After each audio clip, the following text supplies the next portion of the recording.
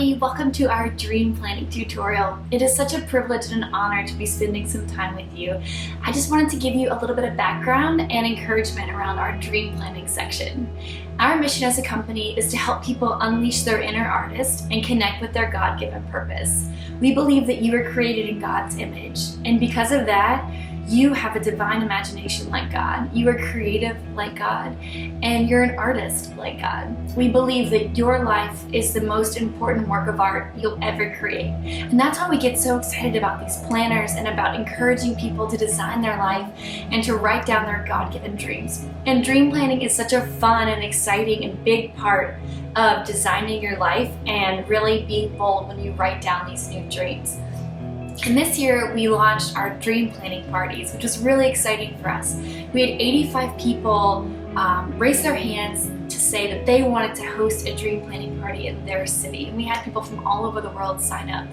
And it's been so exciting to see these parties happening and have people come together in a community and to share their dreams and to pray over each other. And we gave them some resources and videos, and that's why I wanted to share some of those resources with you at home. Especially if you feel like you'd rather do this on your own, just with you and God, I wanted to be able to give you guys these resources as well. So the first resource is a preparation resource. I think it's really important before you jump into the big part of dream planning to first start with a grateful heart. God has done so much and He's a faithful God, and sometimes it's easier for our mind to dive into all the ways that things are going wrong and live in the negative and those things in our mind that kind of sabotage our joy.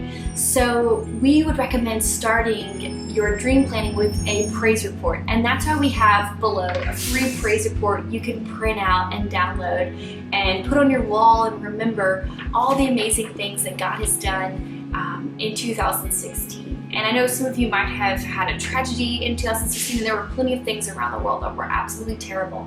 And I don't want to minimize the things that went wrong in 2016. I just think it's important as a Christian for us to turn our affections to God and to remember all the good things that we can be thankful for, because gratitude is a powerful place to live. So you can use this free printout that's below, you can download, or you can use the last page in your 2016 planner if you have one of those. And the old planners are really great because you can flip back through all the monthly praise reports and remember all the reasons that you were thankful and praising God over the year. So, it's really cool to kind of hold on to those. The second tool I wanted to give you is a little dream planning packet. And this packet basically includes all of the information below in terms of the purpose of dream planning, tips and things to remember, and then a couple thought starter questions. And these questions are great to kind of get the wheels turning on different ways you could be dreaming in all areas of your life. From where do you want to travel, what books do you want to read, what groups do you want to join. And one of the ways we want to encourage you is to remember two important questions as you are filling out your bucket list. The first is, who do I want to become? Everything kind of filters down to this question, who you're becoming next year. So we want your bucket list items to really align with, who am I becoming at work? Who am I becoming with my family, with my children, with my husband, with God? Who am I becoming with God in the center of my life?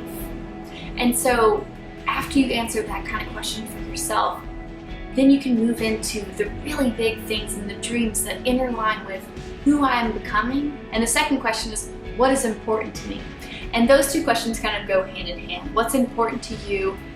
Let's say it's your family, then I am becoming this for my family, right? So those are two questions I just wanted to plant in your heart as you start your bucket list.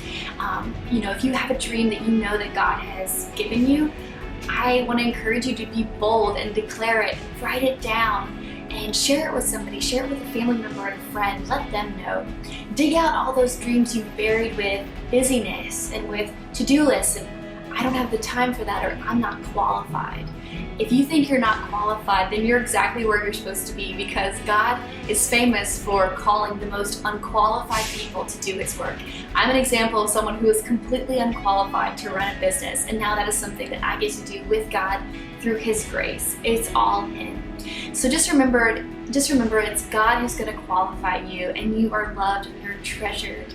And we know over here, and you should know, that with God, the best is yet to come. We love you so much, and we're so expected to see what God's going to do in 2017 in and through you. We love you so much. Bye, guys.